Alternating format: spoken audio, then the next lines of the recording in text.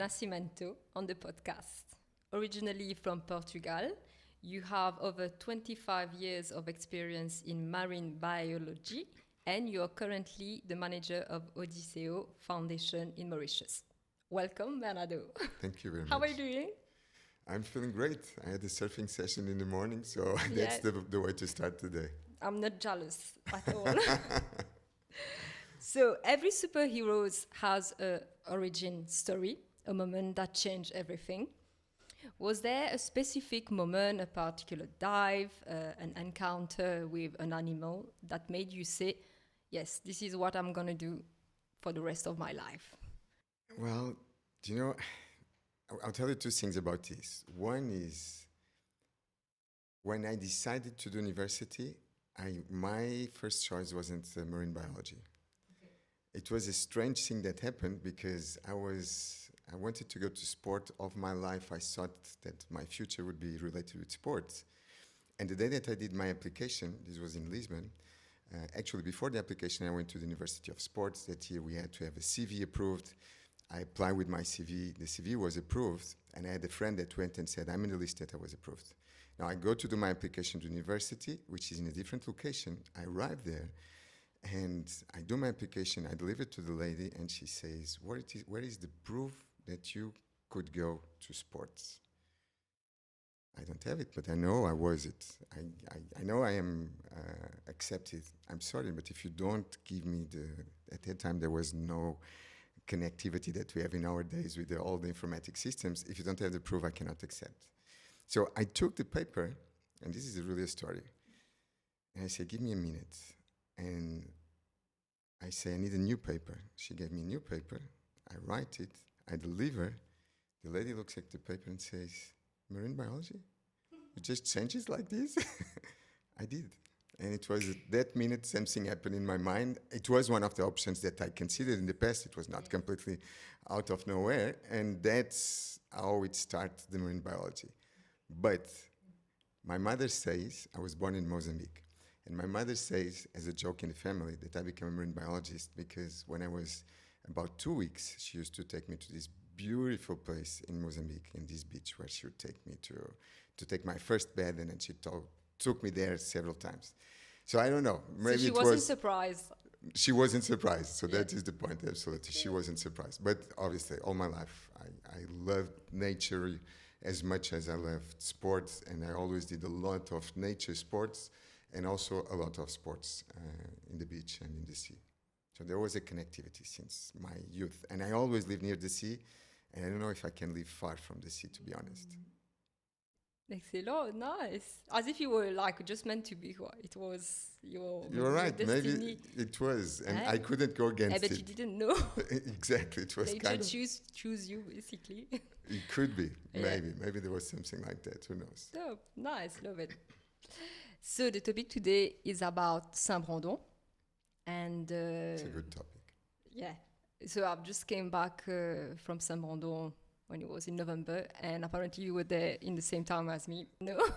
I know you were there. I actually arrived to the Sud, and they said there was one of the boys that was there. He's also a surfer from Tamarin. Yes. And he said, oh, there is some surfers from Mauritius that are around. I said, yeah, I think Gautier is there. Yes, Gautier is there. Yeah. And then I'll tell you something funny. When I would cross near the catamarans and the boats that were there, I would always sneak to see if I could see you guys. But I don't think I crossed with your boat. Incredible. I was thinking when I was able to imagine we did the podcast in Saint-Brandon. That would be just awesome. I don't know if you'd be ready to go there. No, well, maybe. So you are one of the few people on Earth to have set a foot on Saint-Brandon. Can you take us there for a moment? Maybe explain where is it located, the various ways to get there. Is it long? So Saint-Brandon is this just amazing, beautiful archipelago that belongs to Mauritius. That is around 430 kilometers northeast from Mauritius. It is a long trip. I know that you suffer a little bit. How long did you take? Our trips are not as bad as the ones with the catamaran. Normally we take 24 hours to arrive there. Okay, lucky you. It is lucky, yes, without any doubt. And we were this time we were extremely lucky because the sea was very good. But on the first trip I did last year, the sea was quite rough, and so we had well, you need to wait, you lay down, you take your pills, and Yes, you that's rest it. for 24 hours. Yeah. But I have to say that when you arrive there, it's quite special, and it's, I mean, all the bad feelings go really quickly. All the bad Yeah. thing about the trip goes really quickly, and you just forget it, at least myself. Exactly. Me too. I'm always seasick on boat, and well, I took my pill. Huh? But when I arrived there, and even in the middle of the trip, I was like, well, you just forget about how bad it was. But depends of the sea, obviously. Yeah. No, Yeah, the but it place is. What was your feeling about it? It was your first time? it was my first time.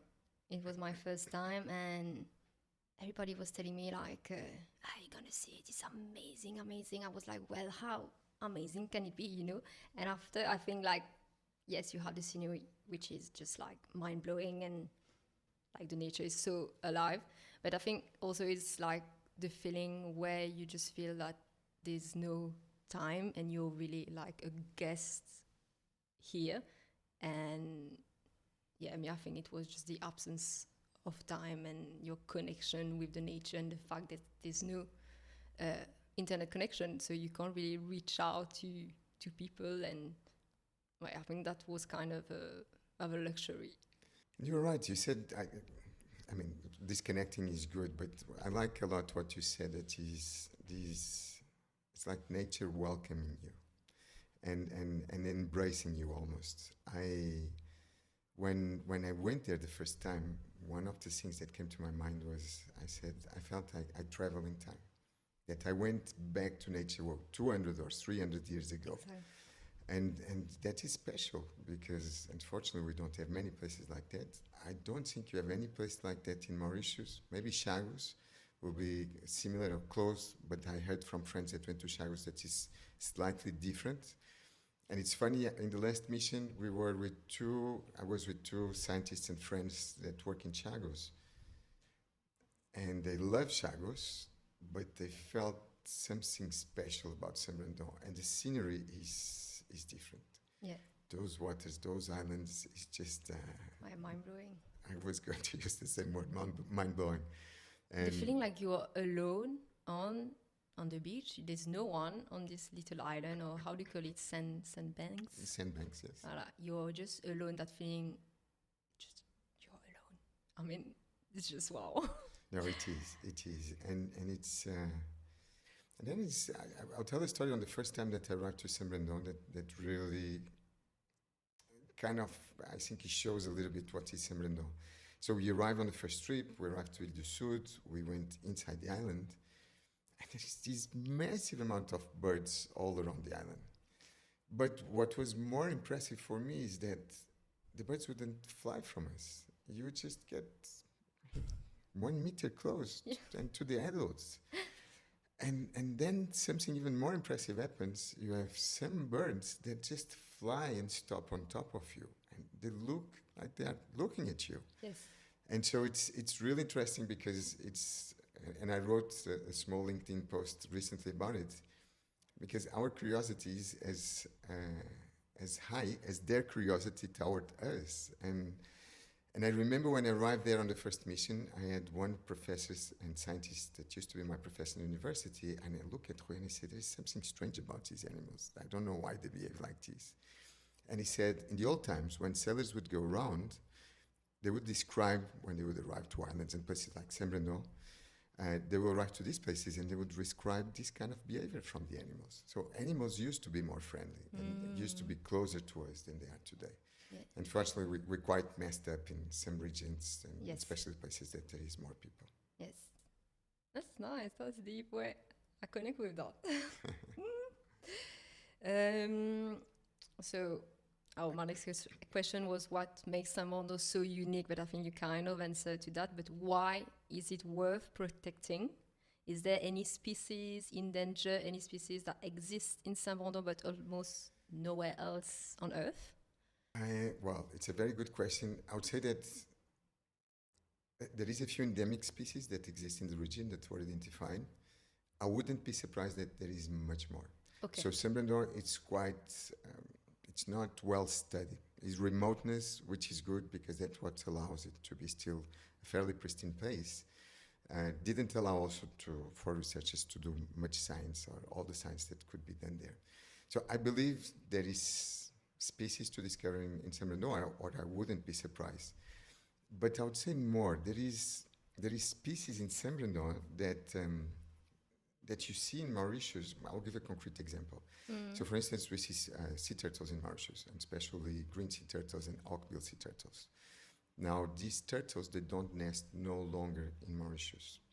Now, in Saint-Brendan, there is massive sites and islands where you still have a quite impressive amount of turtles that come to nest. And this is probably one of the closest islands where you still have nesting of both of the species I mentioned. The reason why this is important, and we still don't have this scientific evidence, but I wouldn't be surprised that the turtles that we have in Mauritius, they are born in Saint-Brendan. And the reason why this is important is because, for instance, the green sea turtles are extremely important to keep the seagrass. Even knowing that they feed on seagrass, they also fertilize the seagrass meadows. And if we don't have Saint-Brendan and these nesting sites, probably we'll stop having green sea turtles in Mauritius, or they will decline a lot. While hawkbill sea turtles, which, by the way, last year we confirmed that they nest there, and this was a question that has been coming frequently, and it wasn't confirmed, but now we know for sure. The ones that are here in Mauritius, eventually, they come also from Saint-Brendan, and they're extremely important for corals because they feed on sponges that compete with the space for corals. And so if you don't have enough hawkbill sea turtles, the sponges grow so much, and corals are already suffering enough with the global warming, that it could increase or decrease the amount of corals that we have here. So so it's like interconnected Saint-Brendan and Mauritius. It is. There's a dependency on it? It is. This connectivity, it's not still confirmed. Yes, you're doing research on it. We hope to confirm this in some missions that will be done dedicated to sea turtles this year and eventually in the following year.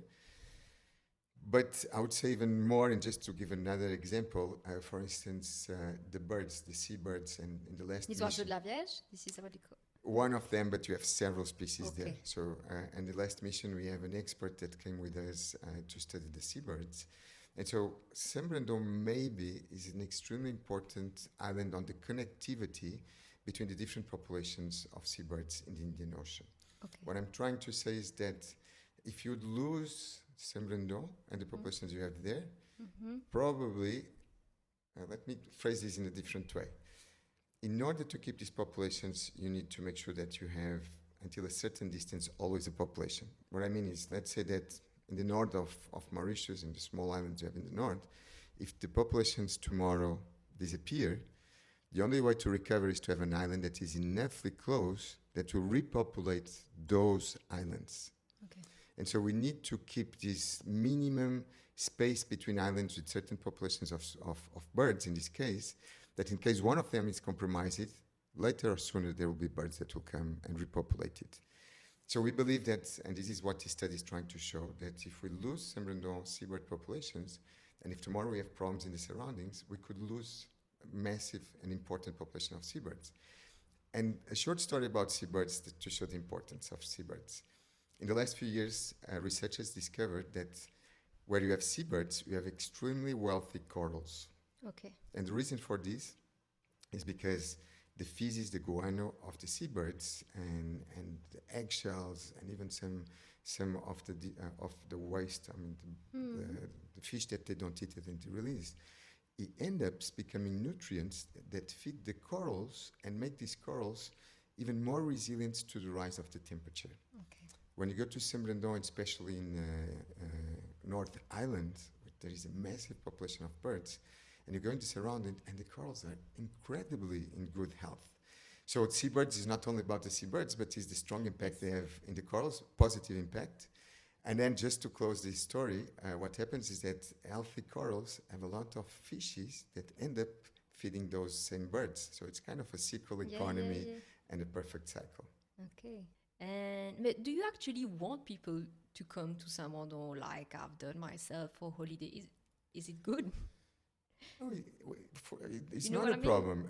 If we keep if we don't exceed a certain amount of people to go to Saint-Brendan, there is no problem. Okay. The only sad thing is that Saint-Brendan will be always restricted to people that eventually have more resources. Yes.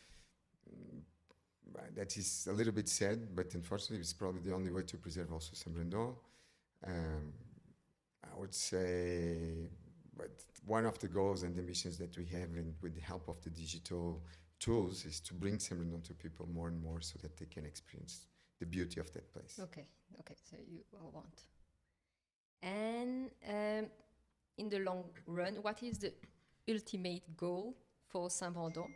I understand that recently, last month, that you've been working since a while towards being recognized by UNESCO as a World Site Heritage Protected Area, and you were on the expedition with National Geographic. It's two Nat Geo explorers. It's not National Geographic, but it's a special classification for people that receive grants from National Geographic that come. But it's a project that is granted by National Geographic. So it is funds from National Geographic Explorers. It's not Nat Geo, but it's close to Nat Geo. Right, the sister, let's say. And so, why do you want and you're fighting to be recognized by UNESCO as a World Site Heritage? Is it difficult because you've been trying since a while? Or? So it's interesting, the story about, we have three certifications that we are trying to get. Okay. One is Hope Spot, which is given by Mission Blue. Mission Blue is an international organization that was created by Sylvia Earle. Sylvia Earle is an American lady that is almost 90 years now, but she's fully committed and quite, it's a force of nature in the sense that she's still very active. And so she has been advocating for the oceans all her life, and she was in many important positions, many important projects. And so she created this organization in order to give visibility to places that should be protected. And so we did an application. We have been going back and forth. I believe that application sooner or later will come. We are co-champions on another Hope Spot in Mauritius, which is, by the way, in Black River waters, just in front. And we want now to do a new one for Saint-Brendan that I hope and believe that will come up in the next couple of years. This organization is also important, not only of the visibility, but there is more than 170 Hope Spots around the world. It's important by the connectivity and all the different people that we can talk, exchange ideas in order to protect these places. The second one, and I'll leave UNESCO for the last one, is we want to make it a marine protected area, which we call an MPA. And the fun fact about this, and yesterday an event that we had, I showed this, was that the first map that that tries to make an MPA in Saint-Brendan was made by the government of Mauritius, and it was in '86. Okay. So this is almost 40 years ago, which is quite impressive. Now, in '98, the government of Mauritius contracts the World Bank to do a report, which is called the Management Plan of Saint-Brendan. And in this report, they do a planning for Saint-Brendan where they keep still the fishing activities in a sustainable way, the ecotourism in a sustainable way. It's really good plan, really up to date. And in that same report, they present the map that was done in '86. I don't know why. In these two moments, it never ended up becoming an MPA. It was something that was talked several times during the years, but it never happened. Now, this takes me to UNESCO, because UNESCO came just after this. So in 2002, there is a UNESCO workshop where they gather 62 experts from all around the world. And the mission of this workshop is to identify spots around the world that should be classified as UNESCO. And they were focused on nature spots. There is not one Mauritian in these 62 people. And they said that Saint-Brendan for East Africa would be a priority spot to become a UNESCO site. In 2004, at that time, Outer Islands was another ministry. It was, I don't remember exactly the name, but it was Outer Islands. They proposed to the government to become a UNESCO site. Again, it wasn't accepted. Now, all these have been discussed for, I repeat again, for 40 years. But I believe that now it's the moment and that we can do it. And the reason why it is important is because if we don't block and if we don't make sure that this is a protected area, Yes. either by UNESCO, either by an MPA, who knows what will happen to Saint-Brendan. And I can, and it's not only about the beauty, but it's the service it provides. I mentioned the turtles, but there is much Yes. more things. You have important seagrass meadows there that store a lot of carbon that is extremely important for us. The lagoon is a very important nursery, and that is the area that we are focused to protecting. And so protecting the lagoon we know science has been showing that the surrounding will get much richer on fishes. So it will improve the fisheries in the surrounding. So we're talking about food security. And then we talked in the beginning about who knows what species exist there. Eventually, there is some species that have some chemicals, and we know that related with biodiversity, there is chemicals that can be eventually solutions for cancer or some extreme diseases. So I really hope that we can preserve and the MPA or the UNESCO site. So that's the ultimate goal, to be recognized or have a protected area. It is. Okay. It is, and the goal, it's very ambitious. I believe we need to do it until 28. Okay. And I believe we have resources and conditions that allow us to do it until 28. And I had a question I was supposed to ask at the beginning. I was like, no. So when you work in conservation, so you see the beauty, you see also the destruction, etc. And so this is a long-term goal, as you say, like nearly 40 years you've been trying. How do you keep your optimism alive? I mean, like, Do you know that it's a very good question. I'll be very honest. Sometimes you lose the hope. There is moments that you kind of question yourself about what you are doing. But I think that in the end, as a biologist, you know how important this is. And it's not important for me, it's important for humankind. We have this illusion that we can live without nature, and we cannot. Nature can live without us. We cannot live without nature. Celia Earle, she says something that I really appreciate, that is, she says, we need to live our life like they depended on the ocean, because in reality they do. It's either we want it or we don't want it. And so I guess that is what feeds me in the hard moments, that is thinking about, well, not only the beauty which attracts us, but the service that nature provides, Yes. that are essential for humankind, and is trying to show people that's the only way for us to live. Unless, and then recently I have a thought that I'll share here. Now, I wouldn't be surprised that in a certain moment we can live without nature. And for instance, Elon Musk, with his ambition to go to Mars, when he will eventually, and I believe humankind can do that one day. So you live inside the building, a gray structure. You'll have eventually interior gardens.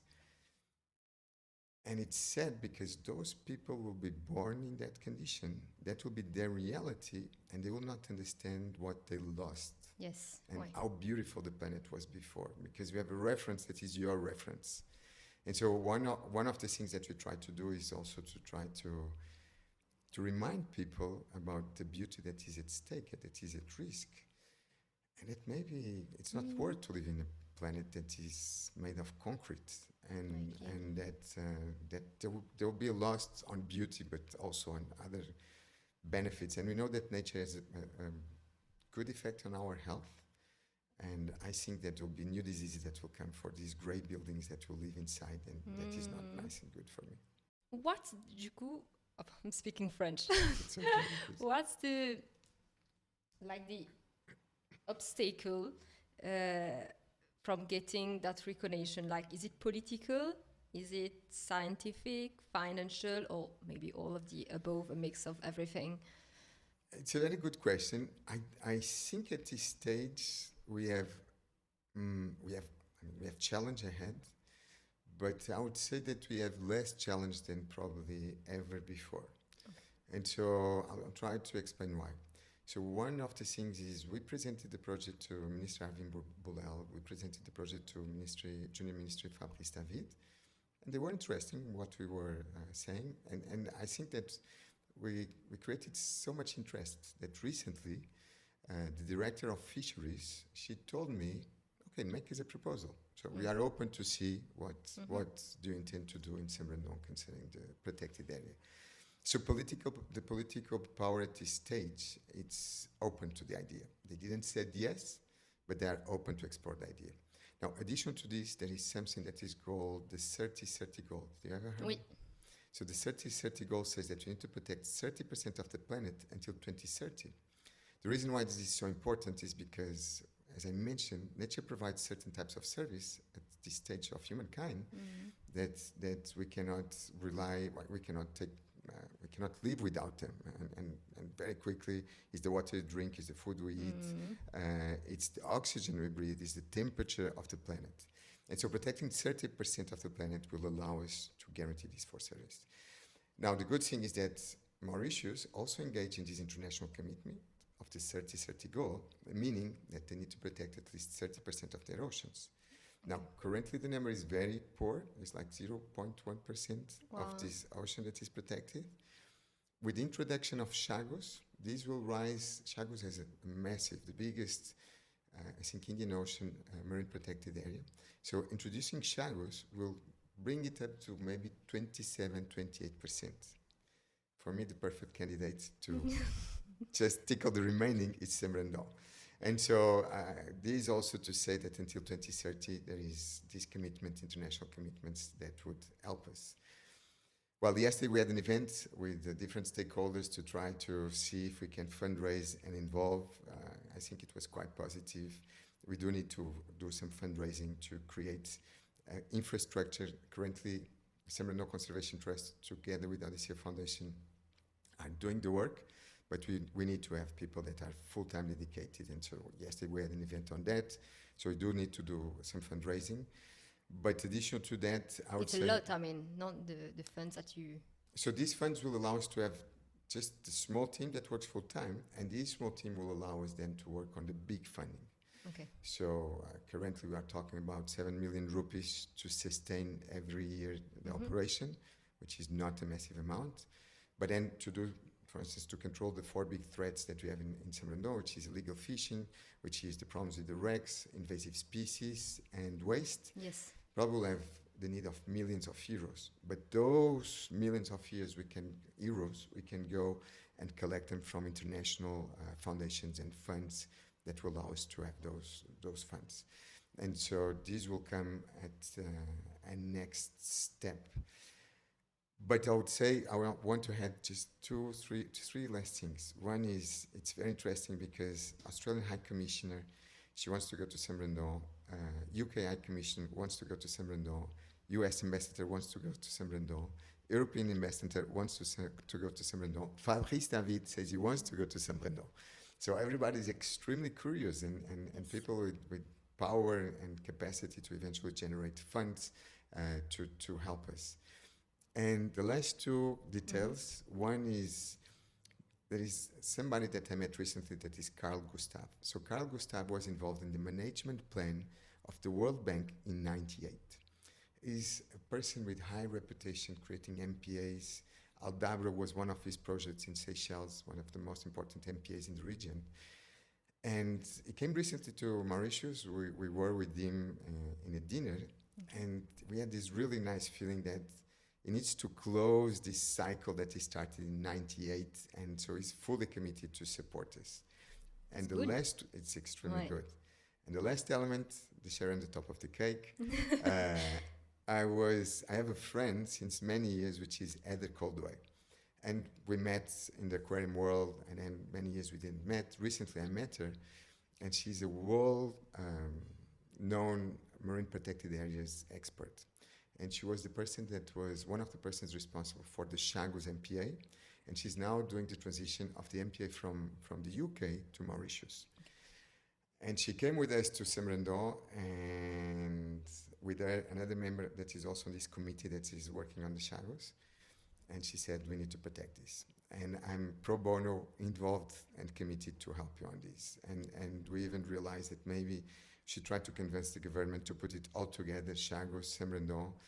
And so, yes, I think Yeah, this so, moment. I see that, yeah, there's lots of like progress coming, and even though it took lots of years, but you might see the result coming very soon. I think we can. My goal is 28. I'm next year we do. I hope that we'll do the first proposal. We need to. All the stakeholders need to be involved in this process. And yeah, hopefully there is challenge, but I think we can go over those challenges. So let's say the day Saint-Bréndon will be a protected area. Because I've seen like some fishing boats. You were talking about illegal fishing there, and we were all on the boat with our friends. Like, well, is it illegal? Legal? And when it's gonna be a protected area, these boats, we won't see them, or we will see them. And also, my question would be like about illegal fishing. You can't control it, or you can. Your question is extremely good, and we have been facing this question many times about enforcement and about. I don't know if you know, but there is Marine Coast Guard. The Coast Guard is in Saint-Bréndon. Yes, I've seen them. Yeah. Now, unfortunately, they are under-resourced, and they need to have better resources, because at this stage they don't have all the resources. And that is an element that will work, and it's in our list of things that we are currently already working. There is an important project on training different coast guards and upgrading and updating them. Bring some knowledge. And so that would be, it's something that I hope, it's on the region that I think will hope that will contribute to help on this quest and trying to have a good team that will do the enforcement. But there is other options. There is donations that can be given to the Coast Guard, better boats, better resources so that they can do better their job. Fisheries told us that they are very keen, if somebody sees illegal activities, to let them know. And I don't want to start a fight with the people that have illegal activities there. And eventually, if they listen to me today, what I want to say is that there is better ways of doing it. And I'm happy to talk with them and to explain that if we stop fishing in the lagoon, they will have more fishes in the outside lagoon, and their fishing will increase also. So for those that still use nets inside, for those that still do illegal activities like fishing lobsters during the night, we need to stop that. And again, I invite them to have discussions, conversation on the topic, to help them to understand not only that there is better options, but that with small changes that we will implement, they will be they will have strong benefits. And we're not talking about things that will take 10 or 20 years. We're talking about improvements that will take 2, 3, 4, 5 years maximum. So enforcement will be very important. Awareness and communicating with the people that still do illegal activities is also equally important. And all those things will come up in a certain moment in the work developed by the Trust, Saint-Bréndon Conservation Trust, together with Odysseo Foundation. Okay.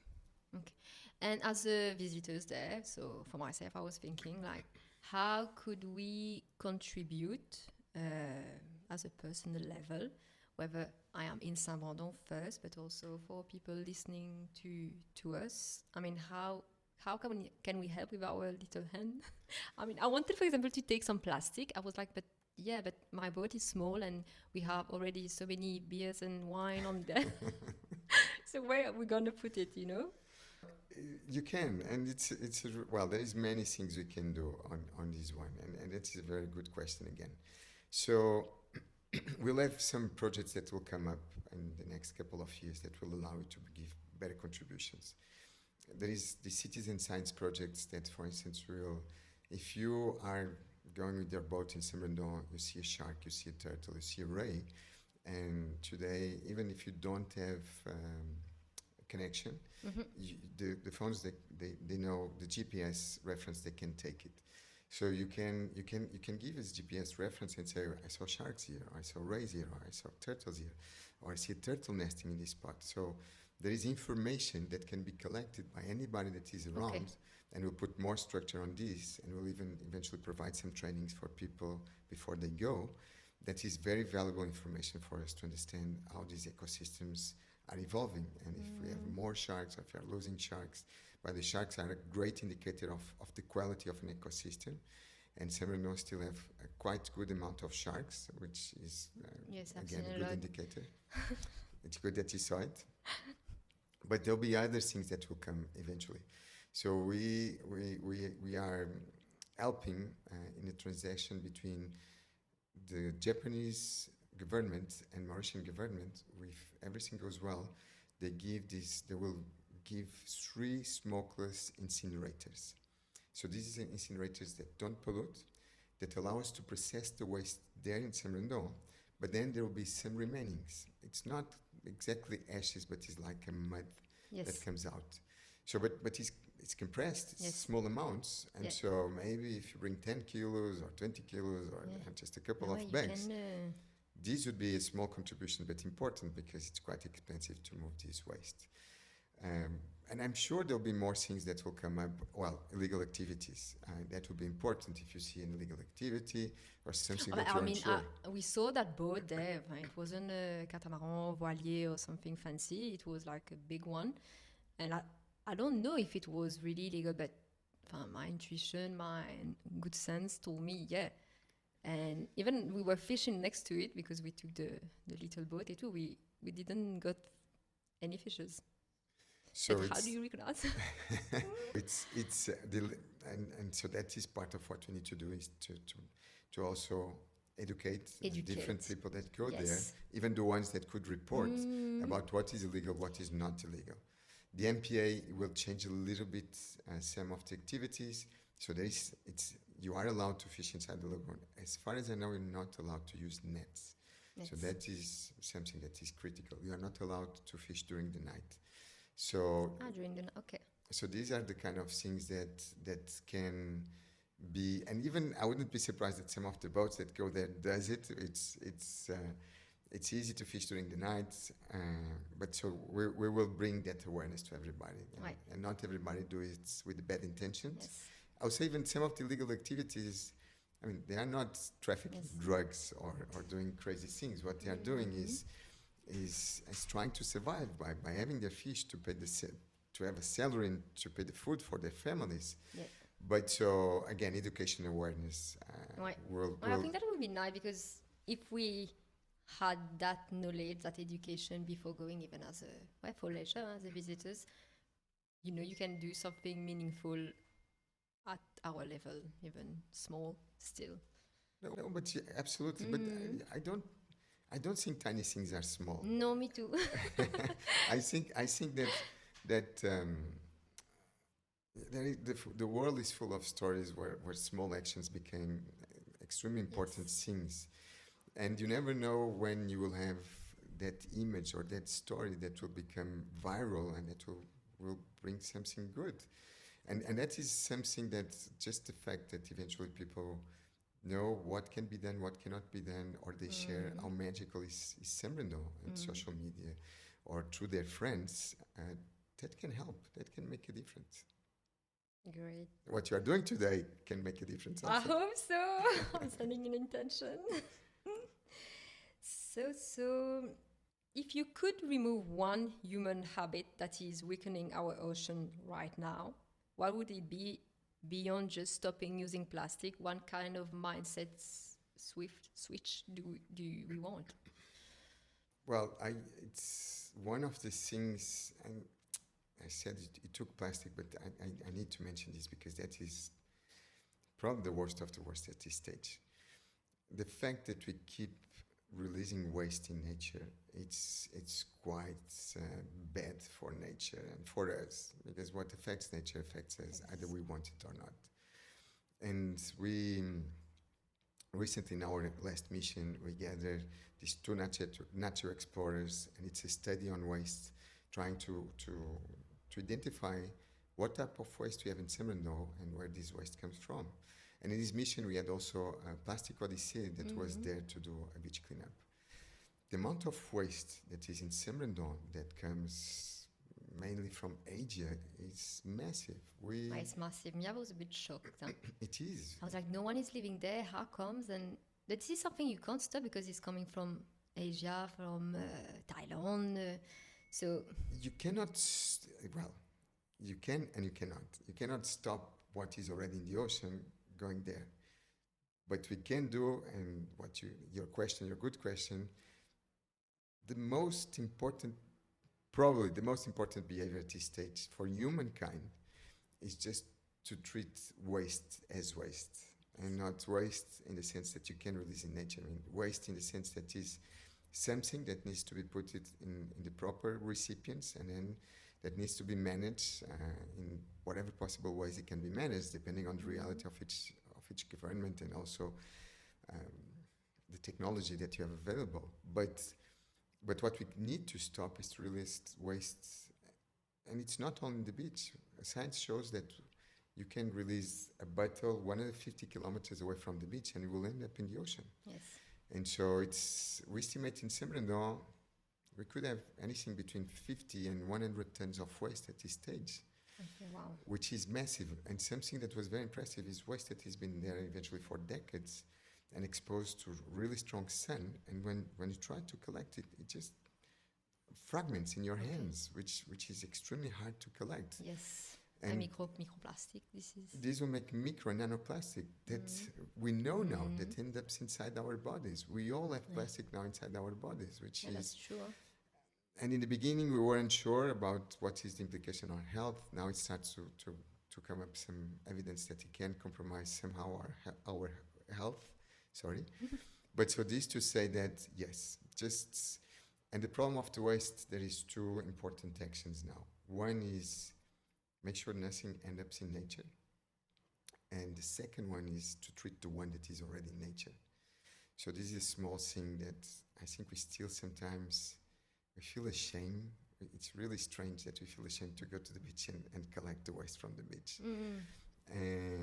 You see that? I see that, and I see people that eventually are afraid to do something as simple as that. I try many times when I go surfing and talking about small things. If I come out, if I see, even if it is 3-4 pieces, I collect and I keep it in a bin. It's not all the waste that is in the beach. But if we all collect 2-3 pieces, we will end up cleaning a beach very quickly. Exactly. And the sooner we do it, the less microplastic and nanoplastic will end up in nature and inside our bodies. Yes. So it's extremely urgent. So don't litter and collect any litter. Those will be probably two of the most important, not the only, there is others, but I'll keep the focus on these ones. Okay, thank you. And I have a bit challenging question. Go ahead. You wear two different hats. You run a foundation and an aquarium.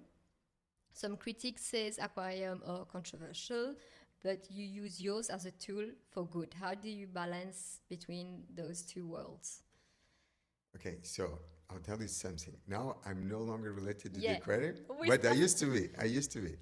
So it's still a good question. And I have to say, I've been working even a little bit more than 25 years now. I think 28 years now in the aquarium world. Now, a good aquarium, it has three extremely important elements. One of them is education. If you don't do education, it's not worth to keep an aquarium. And Odyssey, it does, and it's fully committed with that. The other one is doing conservation. And I have to say that the conservation project started before the foundation. And Odyssey Foundation, when it was created, was to scale up these projects and to make more things happen. But for instance, we found the rarest seahorse in the world in Mauritius. This was still as the aquarium itself. And aquariums, they do have important findings worldwide. And the third one is research. Aquariums have been used many times for research, and important discoveries were done also through aquariums. Now, it's true that unfortunately, and this is a problem with humankind, if we say to somebody, come to the aquarium to have a good marine biology lesson, nobody will come. The reason why they come is because it's entertaining. Yes. So either we want it or not, Yes. it needs to be entertaining. That's what's called people. Yes. But the way I like to see it is the entertaining element is kind of a bait that puts you inside a trap. And then once you are inside that trap, we can feed you with elements that help you to educate. And sometimes people criticize aquariums because they say, oh, because you do profit. how come you can keep something that at least you don't make enough money to pay the costs or to run whatever is the facility? You need to make it. A foundation needs to make enough money to pay the salaries and to pay whatever are the costs that we have. It's not about making money, it's what you do with that money. And I'm fully convinced that Odisseo, I mean, not convinced, I know that Odisseo is doing the right thing. And I have to say that before I was at Odisseo, I worked in 2 other projects that promised a lot in what concerns education and conservation. One was in Saudi Arabia, which had a much better salary than I have here. And at that time, we were very short on the ambitions of the project. And so I decided to move to another project in Kuwait, which was even more ambitious, one of the biggest museums in the world. We're talking about $500 million to build that museum. And again, short on ambitions on conservation, education, and science. And from my heart, and it's not because I'm part of this project, I have been in this world for many years. I travel all around the world to visit aquariums. I have friends that are curators in many aquariums and are doing amazing jobs. I never saw one aquarium in 3 years achieving so much on education, conservation, and science. You have amazing Monterey Bay Aquarium. They do an amazing work. Yes. But after 3 years, they were not where we are now. So it's encouraging. It's sorry? Encouraging. Encouraging. It is, absolutely. And I hope that people understand, and I'll finish just with a quick story. One of the persons that work with us, a Mauritian, he has been diving all his life. He's the responsible of our project. Varuna project was dedicated to mangroves and seagrasses. And his family never understood why he dives. And he always questioned, the ocean is dangerous. We don't understand why we do these crazy things. And then finally, once the aquarium was open, he brought the family to see finally the ocean and this place that they have so much fear. And in the end of this visit, they said, we finally understand why we go back to the ocean. Beautiful. So that shows. Ouais. Magnifique. Love it. So, Did you visit the aquarium? Did you visit? I did with my kids. Yeah, with my kids. They loved it. Good. Yeah. No, of course. No, the kids, and it's very nice for the kids. And we know from other people experience, and I know this recently. I crossed with one person in South Africa. There is an aquarium called Two Oceans in Cape Town, and I was visiting the aquarium, and there was a girl that was doing a PhD there.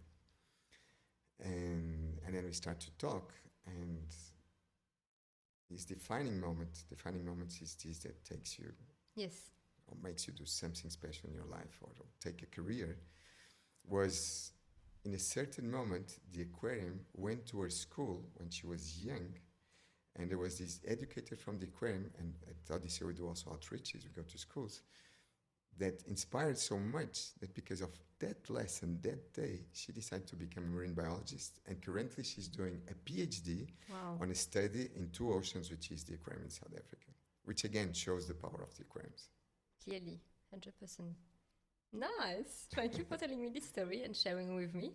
Maybe you can talk a bit more about the project that you are involved in Mauritius, because not everyone can have the opportunity to go to Saint-Mandon. So, yes.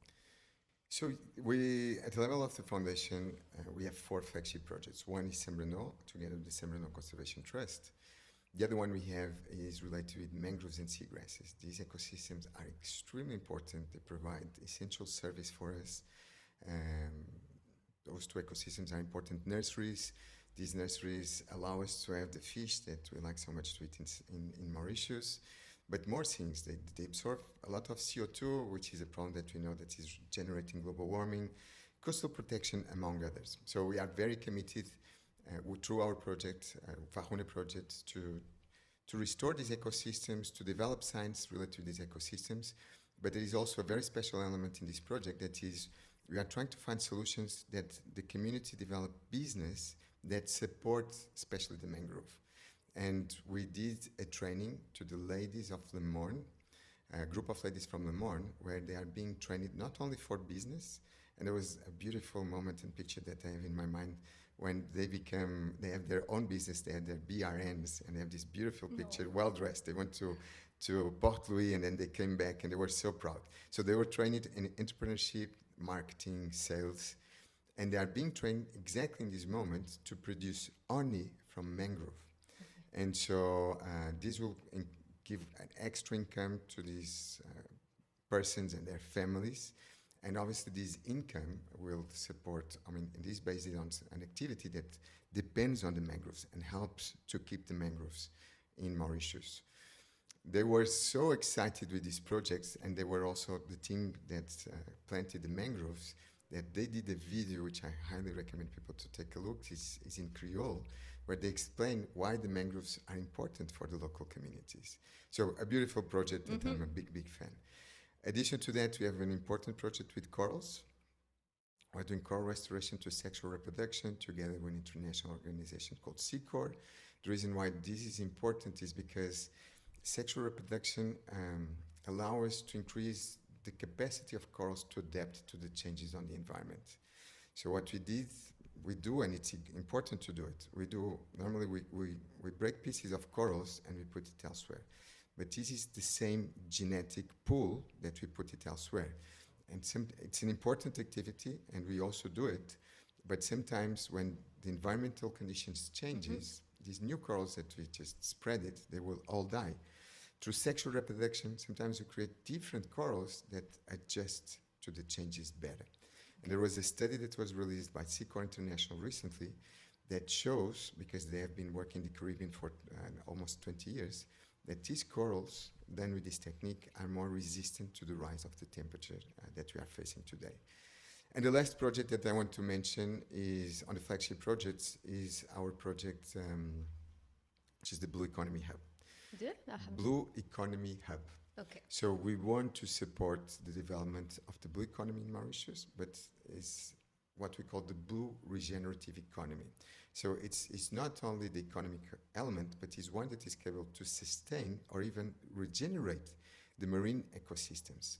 Mauritius, 99.9% of your territory is ocean, but this part of your territory represents only 10% of your business. So it's not well balanced. So there is a potential of development, but it needs to be done properly. So you have this facility, which is kind of a container village that we are just on the first phase, where we want to put the scientists together with the entrepreneurs and the startups and the spin-offs, working on the development of this economy and obviously generating new job opportunities and new business opportunities that will help the economy. And to finish, we also have lots of outreach activities. We go to schools, we start to go to companies also to increase awareness and to educate on the beauty of your oceans. And how would you say Mauritians are educated on a level of 1 to 10? How educated they are? So I would say that I'm afraid to answer the 1 to 10 so that they will be angry with me about that, because the number is not good. 1 to 10 then. I'll not give But that not answering, I've got mine, sir. But exactly. But I would say, so the aquarium, when it was created, related to this question, when the aquarium was created, so this was Michel Desplaville in the 90s. So he faced two things. One, he visited Barcelona Aquarium, that inspired him a lot. And he saw a statistics that says that more than 60% of the Mauritians never went inside the ocean. 60? 60. 60. So Mauritians, they don't have a relation with the ocean. And recently somebody told me something very interesting. The majority of the Asian community, they were transported in very poor conditions in boats, and many people died during these trips. And I think there was a fear that is a generational fear that comes from that time, that stayed in the community. And Mauritians, they love their weekends picnics in the beach. Yes. But then the water goes to the knee level. They don't go farther than that. And they fear the ocean, literally fear the ocean. So we need to break those barriers, and slowly those barriers are being broken. And that is, again, one of the important roles of the once you love aquarium. something and you realize that it's why you love it, but you want to protect it. So Said it very well. We have a mantra at the aquarium that says learn, love, protect. You don't protect something that you don't love. You don't love something that you don't learn from it or don't learn about it. And so that is what we are doing. And I want to finish with one quick message. That is, you put me the question about, we discussed a little bit about the small things. And I'm such a strong believer that small things make a difference. And we talked today about the waste and not littering and collecting the waste, because what you litter here can end up who knows where, and we don't want to destroy. I mean, eventually what we are doing here wrong with the waste is destroying Madagascar beach, and what they are doing wrong in Madagascar is destroying somewhere else. And so the oceans is connecting everybody, and so go to the beach, collect your waste, don't leave any of your waste is important. But small things, minor things like make sure that, and even if you do it all it in once, but if you change your bulbs and you keep these low consumption bulbs, this makes a difference. If sometimes you change your car by a bicycle, and this is a double benefit, because you don't make emissions, which contribute for global warming, but you contribute for your wealth also. And so there is a massive list of tiny things that can be done and that matters. I'll try to, let's see if I remember this quote that says, dream big, start small, act now. This is from Robin Sharma. And so big dreams, they start small every time. But more important than anything, do it now. Now, exactly. Don't wait, because the planet, it doesn't have much more time. If you want to keep it as good as it is, we need to start acting now. And I will end up with the famous question of the podcast. What would you say is your superpower? It's deep, huh? Actually. Sorry? It's deep. No, I in the last few years, there was probably two things that people keep referring. I think I become good making things happen. And when I believe in something, I engage in such a strong way, and I try to make things happen. And so I think that is probably one of my contributions. And the other contribution is I like a lot to work with people, and I like a lot to gather people around one cause, and also to make sure that we find solutions and ways. And that we live it and enjoy it, that experience. The process. The process. And that in the end we celebrate every single achievement, and you carry on going to what comes next. It's not always easy, but I guess that is probably so far my possible contribution to this world. And obviously related mainly with the environment. Yeah. Well, thank you very much, and very well done for everything that you've done, for sharing your knowledge here. And yeah, all the best for the rest. And I want to say thank you so much for inviting me to be pleasure. Here. It's a great pleasure, and talking such a special topic for me, Semreno, also environment. Yeah. And I guess you're very passionate, and it's very inspiring to see people passionate about what they do. And yes, I appreciate that, and all the best for this podcast. I like the superheroes. By the way, I strongly believe, like you, that everybody has a power. And sometimes I do this game with my team that is, what is your power? Let's discover your power. And I fully align. Beautiful name. Dope. Well done. Thank you. Thank you so much. Thanks.